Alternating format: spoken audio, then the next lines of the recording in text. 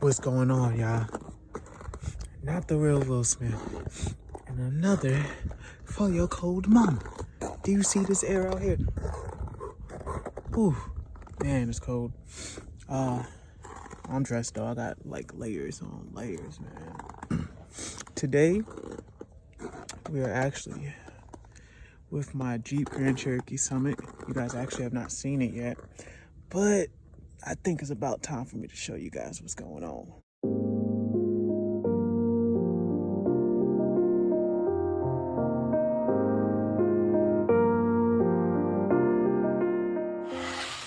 It's a little messy right now. Got some hand warmers for my soldiers, but I always get this mixed up. This is a 2014, 15, 16, what's this right? 2014 Jeep Grand Cherokee Summit. So, Jeep makes the Grand Cherokees. Everyone heard about the Trackhawks, the SRT8s, but the trim right under the SRT8 is the Summit trim. It's a one-owner vehicle. Bought it out of Maryland. At the time, I had 112, 114,000 miles on it. And I like it. I like it a lot. Show you guys the back. I'm not gonna start it because I actually need to put some coolant in here, but I'll explain that in a second. It's all leather, panoramic sunroof. I actually have TVs on the back for little babies that I don't have. Got wireless headphones, you connect. It's actually the name of the navigation system up front. And if you guys look on the sides, you guys can see like the AV ports and the HDMI ports. You can literally plug up an Xbox or a TV or something in here. But this is mainly for DVD entertainment. Got a household outlet, 12 volt, USB heated seats in the back. Speaking of that DVD port, let me show you guys where is that. So this compromises my arm space. Actually, the storage space in here for any items that I want to put in here. I have to use my glove compartment, but that's because the DVD player is right here. Put a DVD in there, it works in the back. It actually has two different stations, just like a freaking TV if you're changing the channel. And the remote is actually down in there. What else we got? The back. You guys notice that trunk's about to open up. Power everything, my guy. We have active cruise control. It's another word for it, but pretty much if you get in front of a vehicle, the car itself will slow itself down. There's actually sensors in this windshield, and we will explain this glass in a second. But there's sensors in the windshield that sees how close you are to a vehicle, and there's actually sensors in the bumper, and they'll slow the car down and speed it up for you. It's called adaptive cruise control, actually. Collision warnings. Got that down here as well. Parking assist, econ mode, stability, traction, you know that, all of that good jazz. Heated and cooled seats in the front. Is perforated leather, so you see a little dark dots in there. Allows heat and the cold air to come through, depending on the temperature you're living in. 18 speaker premium system. It's actually not the Harman Kardon, which is actually another upgrade, but these work just fine, and these aren't the stock speakers anyways. Bought this in Maryland the end of November for my birthday. You guys can see I have a whole bunch of coolant in here, because I've had a few issues with this Jeep, and we're actually gonna go through it. Some more coolant right here, my car wash stuff. It's actually a little too cold to clean right now, it's about 12 degrees. Toolbox, good old toolbox. Privacy cover, put this down there when no one see. And these seats actually fold all the way forward for extra storage, but they also can recline, which is why you got this little bit of space right here. If you want them to recline some more, I'm sure you can take this out. I don't know how to yet, but these actually recline back, so the passengers in the back can be a little more comfortable. There's actually storage underneath here, and there is a spare tire under here as well. So a lot of space in the Jeep. Easily close that down without you having to touch it yourself. That joint comes down. 20-inch rims right here. It actually has drilled and slotted rotors on there, which I was amazed. I'm guessing that's aftermarket. But this does definitely have a sport mode on there. It's a pretty nice truck for sure. For sure. I actually opened the hood earlier. LED lights in the front. It actually has automatic high beams as well. It's my little guy from Christmas. Got the fog lights right here as well. And you got the sensor right at the bottom. It's a little salty, but it's okay. It's a pretty red. You don't see a lot of these with them. It's dark red. Also comes with a little body kit type joint for the Summit trims. Silver. You can actually get body color, but I do like it like this. I'll eventually get it blacked out. And that trim kind of goes all the way back there. The other thing I like about this, which is pretty cool, there's an option to set your little airbags. You guys can't really tell from here. We'll try to look for the back. But this has air ride suspension, which is a very expensive option today. But for 2014, I kind of got a steal. I don't think you guys can see it that well, but let me try to get a little in there. Right behind this rotor, these little airbags that literally push the vehicle up, pushes it down. So if you're going off-road or anything like that. Lock and unlock features. Actually, the keys. There it goes.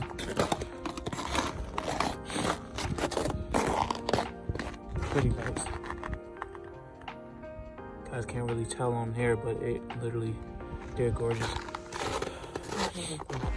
So I got this vehicle, about to go inside because my hands are cold.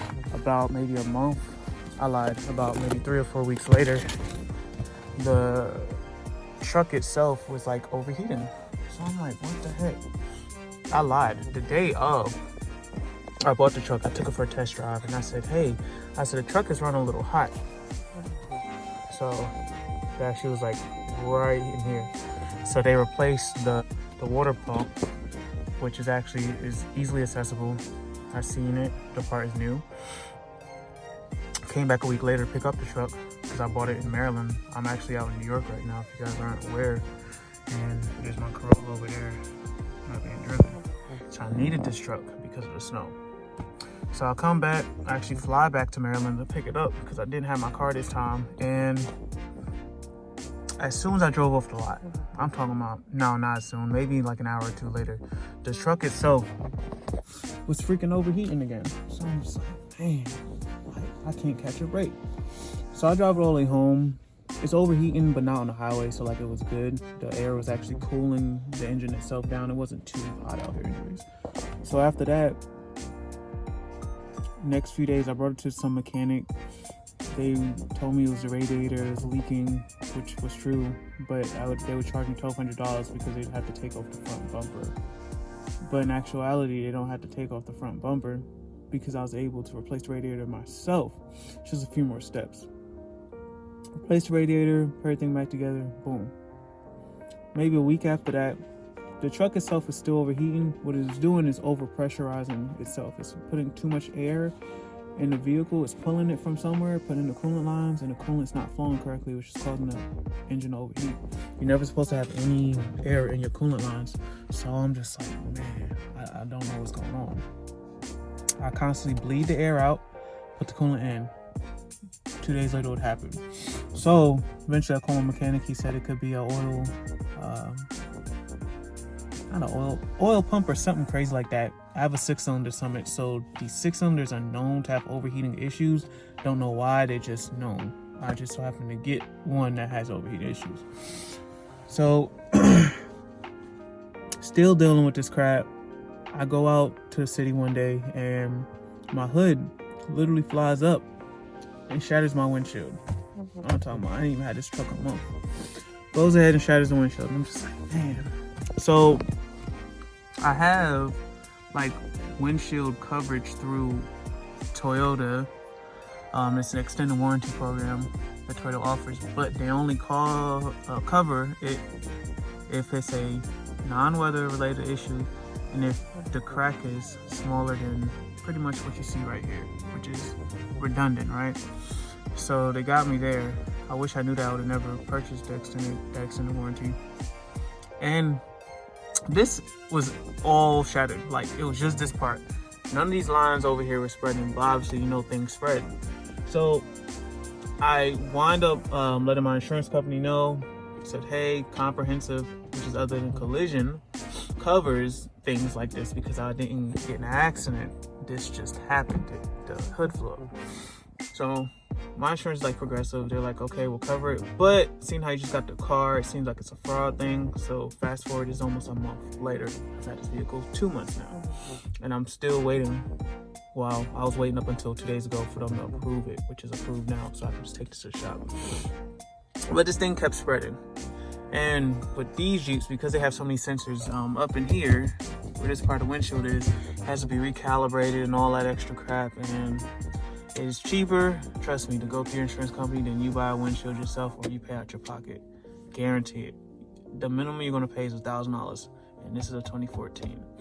All the Jeeps, they actually look the same until about maybe 2017. They changed a little bit of the lights in the front, but body style wise and just the components in here, they're all about the same. The joystick, I think, changed in 2017 to like an actual regular shifter, which is cool. And you guys see all the different modes. We got sand, rock, snow, mud, and depending if you're going down a steep incline or anything like that, you just push the specific button you need. Or if you need some extra clearance, you'll actually raise the vehicle. I normally have it down in park mode because I'm a short dude, probably 5'8", and when it's down in park mode, I still have to climb up in here just over this joint, but it's all good. It's all good. I really do like this vehicle. You'll almost always gonna have something hidden you don't know, or maybe the mechanics or the dealership that bought the vehicle didn't know about certain stuff. They might have bought it from an auction, sight unseen, whatever, and they probably knew as much as what they were told. So it happens, you know. I really want to blame the dealership on it, but what I do blame the dealership on is the fact that they didn't want to cover anything out of pocket because I was out of the state of Maryland. They wanted me to pay for stuff up front and then they reimbursed me, and I don't believe that is fair. Not fair for me. So I was like, nah. Plus the other thing, just don't do this. I was in a rush because I did not have my vehicle. I didn't get my contract information right away. And I'm gonna call them. I don't even want to put their information out there, the type of dealership out there. But I'm definitely gonna call them and have all that stuff on paper. It's digital, but I like paper stuff. Like when I got my Toyota and then I had my black truck, the Buick, I had hard paperwork. So that's a little shady to me. But at the end of the day, I got the truck that I wanted. Granted, it's not the trim, it's not the SRT V8 model, but I'm glad because $77 to fill up to 6-cylinder, yeah. Anything with more horsepower would have burnt the gas faster. This is a 21-gallon tank, and that's $77 on like regular gas here. There's no E85 up north, not that I've seen yet, and premium is damn near $4.50, I believe. So yeah, I'm gonna stick with this little 6-cylinder, and then eventually in a year or two, max 2 years, I will get my SRT. Want to build my credit up and things like that, because I haven't had like a actual car note in a long time. I haven't, and I also didn't want to buy a truck that I regretted and would have returned it. Like that's what happened with my black truck. Like it was a great truck, it was beautiful. It got me from point A to point B, actually more reliable than my Toyota over there right now. But I didn't like it because of the space. Like I have a truck that wasn't all-wheel drive, and you know, it was compact. Like my Toyota's compact. I don't want two vehicles that's compact. So, you know, I ain't gonna do all that. But yeah, once I put the coolant in the vehicle, I started up for you guys, and I'll let you guys see what's going on. I'm gonna try to jump my Toyota today. But if not, I'm really just gonna wait till next week and just get it towed to the mechanic shop. It's just, this truck has to go to the shop too. So like, I'm still gonna be in the same situation with no vehicle. So yeah, I'll holler at y'all in a second. You guys didn't see this, but what I did off camera was pretty much just top off the coolant.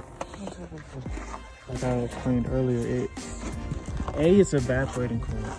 because I see the steam coming up. So I believe there's something going on in the middle here. Will also be it's coming out the pipe. So that tells me it could be a head gasket leak, which I shouldn't have to deal with all this stuff with a new car. I've had less than 3 months. But offline, to top it off, obviously make sure your car is completely cold. I take one extra step and I actually unbolt this bleeder, which is, hold on, hopefully you guys can see this. Let me get up in here. This is the upper radiator hose, and the bleeder screw is right here. Right here. Put a flathead screwdriver on there and you twist it to the left, twist it that way, and you'll hear air come out. Once I don't hear any more air coming out on its own, then I take this top off. Boom. Actually, coolant went down again, so I'm gonna add some more in there. But I let the coolant actually do its thing. Start pouring coolant in there. Once it starts to come out of this bleeder valve here, then I know that it's full, and then I'll tighten it up. Squeeze this for extra air. As you guys can hear, this air. So I'm actually gonna put a little bit more in there.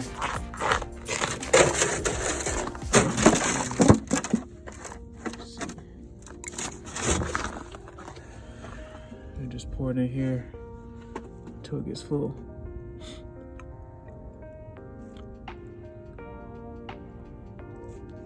So the reason I stop right there and not all the way up to the top is because there's a little hole right there. You guys can see the bubbling. There's air in the system. It's a little hole, and if you overfill it, it's going to automatically go to the overfill tank, which is this clear one right here. And that's the issue. It keeps being pulled out the radiator, which is under here, going to the overfill tank. So I said the car has extended warranty on it. After I get the windshield and the hood fixed.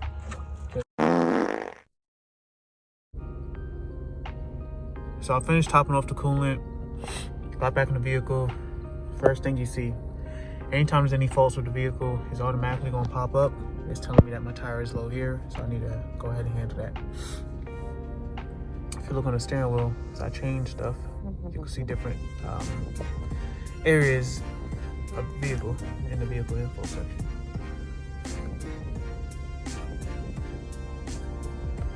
Pressure, oil life, battery voltage. So voltage is important in the wintertime. If it's under, I believe it's 13.5 or 12 volts, the alternator is not keeping it fully charged up. If it's well over 14, the battery's overcharged,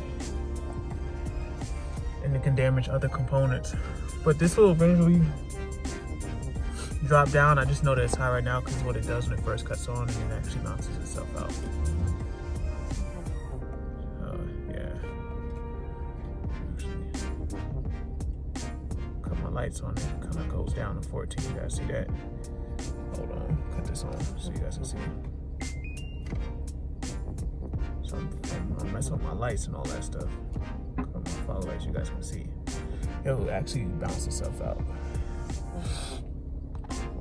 So here we got the navigation.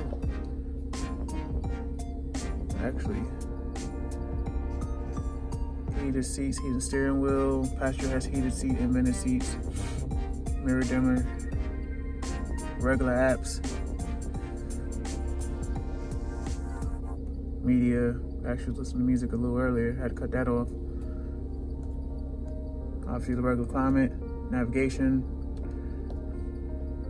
I recommend that people get it updated.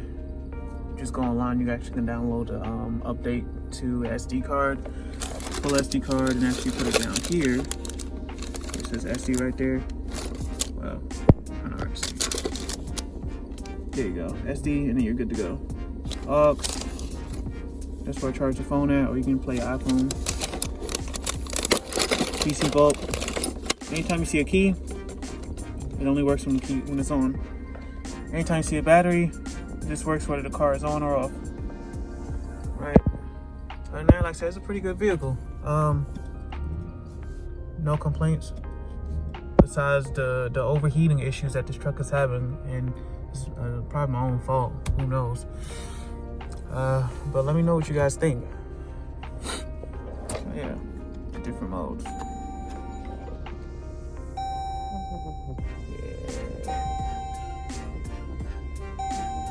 So I'll keep it in auto mode.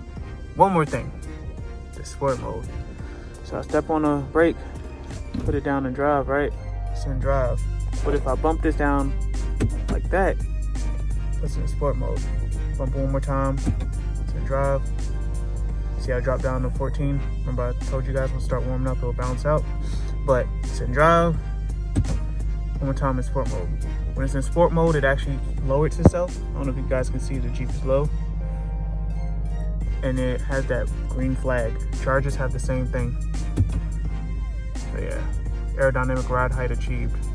So aerodynamics, obviously, you want more wind to go over the car and not more wind hitting the vehicle, which actually drags the car, slows it down. You want the opposite effect. You want the vehicle to cut through the wind, which is why this vehicle lowers itself. But yeah.